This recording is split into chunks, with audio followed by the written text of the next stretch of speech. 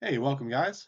So today I wanted to take a look at what my personal opinion would be for the best airbrush for a beginner.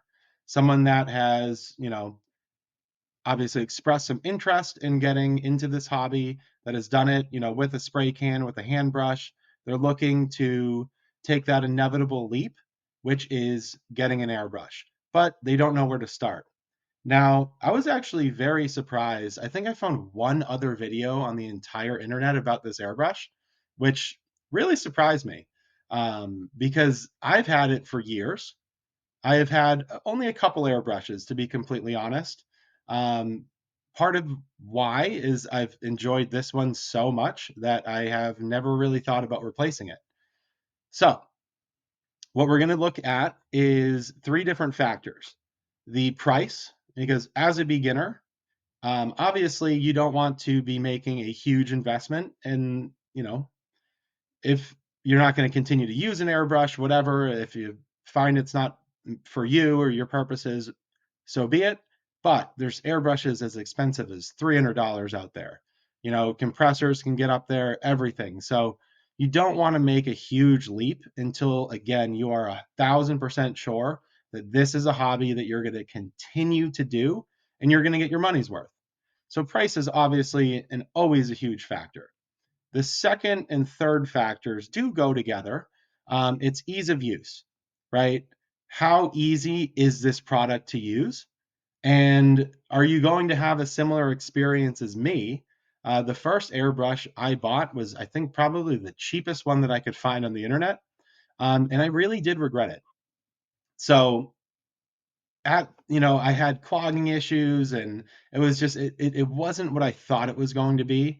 And I remember going back to a spray can because I was so frustrated with this. I thought I'm never going to get an airbrush. Everyone's full of it on the internet, and I don't want to invest $300 to get a good airbrush. So ease of use is huge, right? This is a hobby. We're supposed to have fun. It's supposed to be relaxing after work, that sort of thing. So always a huge factor in my mind. Third factor that goes with that is performance, right? How well is this going to perform? Is this going to be something that, as a beginner, we use for a couple months and then we say, it served its purpose, but I need to upgrade? Or is this something that, again, you're going to use for years? Maybe you upgrade and you get, you know, a great airbrush that complements this, that does another function, but something that you could use for years. And to be honest, you could technically use this airbrush and never buy another airbrush, which is partially why, it is my selection. So jumping into it, my selection for the best airbrush for beginner scale modelers is Tamiya's Spraywork HG single airbrush. Now, they have a couple different airbrushes on their website.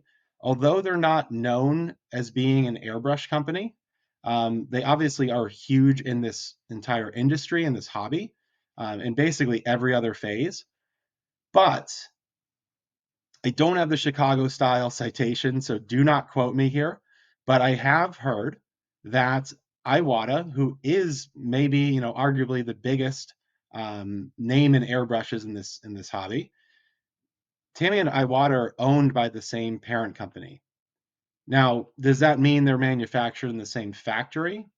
I don't know. Maybe. Does that mean they use the same parts? They source the same materials? I don't know. What I do know is both companies are very much known for high quality and good performance. So you're kind of buying from the same family tree there. Uh, Plus, Iwatas tend to be a lot more expensive. So let's take a look at price, because as I said, that's a huge factor. And this specific airbrush, there are prices kind of all over the place. MSRP of this airbrush is $146 on Tamiya's website. Now, do I think it's worth $146? Maybe. It's been on sale for at least 3 years. I don't check every single day, but I remember buying it for a very similar price to this. Honestly, I think 5 years ago, 4 years ago, something like that. It's on sale for $106.50 on their website. That is probably what I would say is a very fair price for this airbrush. I don't know that I would pay the 146. I definitely pay the 100. I do not regret it. But taking that even further, if you look on eBay, just do a quick Google search, I'm seeing them for $70 to $80 with shipping on eBay. And lastly, even lower priced, and I always say support your local hobby shop, small businesses, things like that. Amazon, I do not shop there personally, but it's $53 on there with shipping. That makes it a cheap airbrush if you can acquire it that way. Uh, But at the end of the day, if you're looking to jump into airbrushes, you're looking at compressors, ventilation, spray booth, things like that. So you're already going to invest some money into this. You might as well invest a little bit more and get something that, hopefully you as well can use for years. So that's my piece on price. It's pretty simple. Money is, a little bit different for everyone. So if that's within your budget, over your budget, under, so be it. But that's my personal piece on the price. $53 for this airbrush is a steal. Now, let's talk about ease of use because this, in my opinion, is the strongest quality of this product. And I already mentioned, my first airbrush was very frustrating. I did not have a good time using it, and I didn't want to use any other airbrush, moving forward at that point. I remember that feeling, just endless clogging, and I was using, thinner the same way I do now. Hadn't really changed anything. I was watching hours of YouTube videos and just couldn't figure it out. At the end of the day, these are very simple machines with very simple functionalities. And if the parts aren't made from quality parts, the fit isn't good, they're not going to perform well, they're going to clog, they're not going to be easy or fun to use. So, what makes this easy to use? It's a single action airbrush. And now, what that means if you're new to the hobby, a dual action airbrush, which I think honestly is more commonly seen, especially if you watch anybody on YouTube. Again, I have not seen more than one other video of this particular airbrush on the internet. So maybe it's very uncommon to use a single action. But a dual action, when you press down on the trigger, that starts the flow of air, right? The more that you press it down, the more air is going to come out. When you pull that trigger back, it's going to retract that needle back into the body of the airbrush, and you're going to end up with more paint flow as that needle moves back. So you do a combination of down and backwards, and you're going to get air and paint, right? So you're going to be able to use some good finesse to get some really small lines and some really delicate paint flow. Um, that's where a dual action is, yes, going to be better than this. But you do also have to have some experience and some talent to use it. Yes, it is a simple tool, but not all of us are artists. I'm not an artist. Um, so we don't all have that artistic ability and that finesse and the steady finger. And that's where this airbrush really shines. When it says single action, that means that the trigger does not retract, it does not pull back, it only goes down. So the trigger is only responsible for airflow. Now, you do have the ability, you don't have to just press it all the way down. You do have a little bit of finesse there that you can use, but where you're going to get the paint flow from is the rear half of the body tightens and loosens. Obviously, when it's all the way tight, that needle is pushed forward and there won't be any paint coming through. As you loosen and untwist the body, that is going to retract the needle and it's going to allow paint to flow through. So you have the ability to retract it to a level that you want, do some spray on, a piece of paper real quick to make sure that the paint's flowing through and it's not coming through too thick, whatever. But you have the ability to twist it and to do a very uniform pattern. So it's got a 3 millimeter nozzle. Now, I regard this as kind of a standard airbrush, meaning I could complement it with another airbrush that does a lot finer work. Uh, it does go down to a millimeter. And as you can see, you can use it to paint camouflage.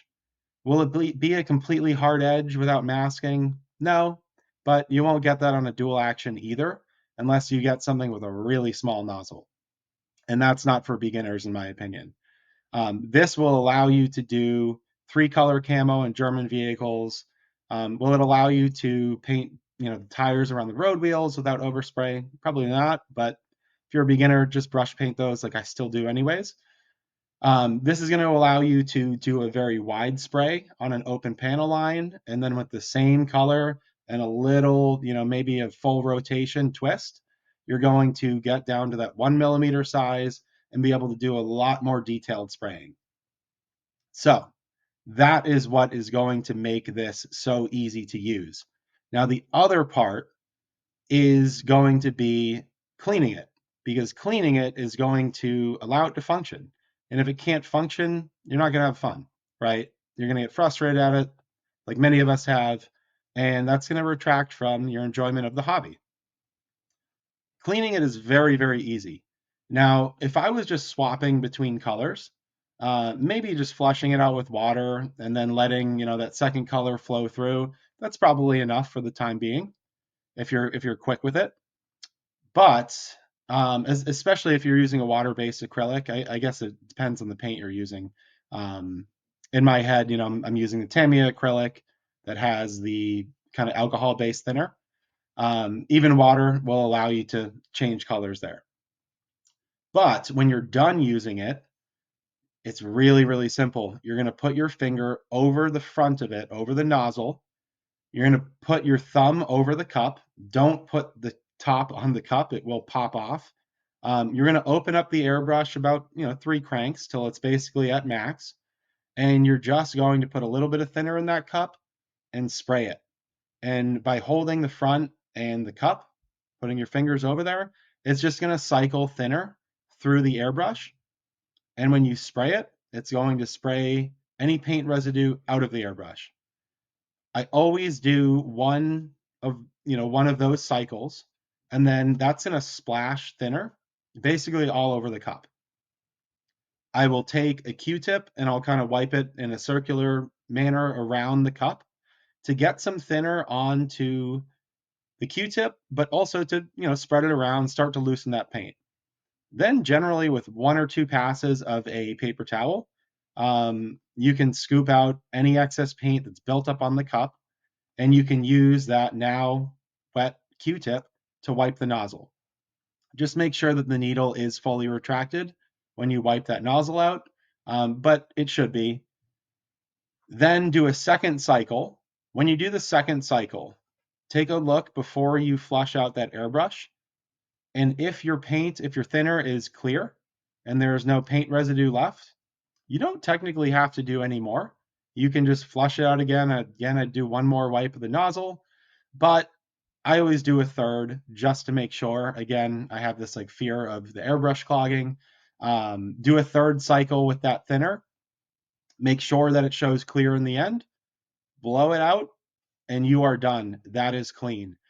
I have gone a year without having to open up my airbrush and take it out. So that's a huge, huge, huge piece. It is easy to use. And the performance piece, as you've seen, it performs. Is it going to perform like a $300 airbrush? At times it does, to be completely honest. And at times, no, you're not going to get quite the finesse in the detail. But if you're a beginner, the finesse is going to be very consistent, right? Which is until you get that touch for the airbrush, is probably, at least in my opinion, a lot more important. So to sum it up, again, if you can get it for $100 or under, I think it's great value for the airbrush. It's easy to clean. It does not clog easily, which is a good thing. And it performs. You can do camo patterns, you can do big body panels, all of that with this one airbrush. So that is why I have selected that for the best airbrush for beginners. Obviously, welcome comments. There's a lot of different airbrushes out there. People will have a lot of different opinions. This, again, is just mine. If you have made it this far in the video, I would always ask you to please like and subscribe. We will be doing a lot more just model content in general, how-tos, scale modeling for beginners, kind of like a blog style with my builds and things like that. Plus maybe anything else I can think of in the future. So I appreciate you guys watching. I read every comment. So again, if there are comments, please leave them. Ideas, your suggestions, anything like that for the people out in this community. But again, I hadn't seen this um, on the internet really as a product that's been reviewed. So I thought this was a great opportunity to do so. It is something that I was hesitant to buy because I hadn't seen any reviews in the internet. And I love this product. I've never thought about replacing it. Again, I have thought about getting maybe a brush for better, finer detail and things, but it took me years to get to that point to want to, you know, add a companion to it, I guess. Never thought about replacing it. And I don't see a world in which I would replace it because it is just easy to use, which makes it perfect for beginners. If you do have this airbrush, if you do end up getting this airbrush, please let me know how it works for you. If you need any advice using it, anything like that, it's pretty straightforward. I will pop a description for the airbrush. I'll just do on Tamiya's website. I don't want to pop a bunch of descriptions in there. Again, just do a quick Google search and you'll be able to find a lot of different pricing on this airbrush. So thank you guys for watching. Again, don't forget to like and subscribe, and we'll see you on the next episode.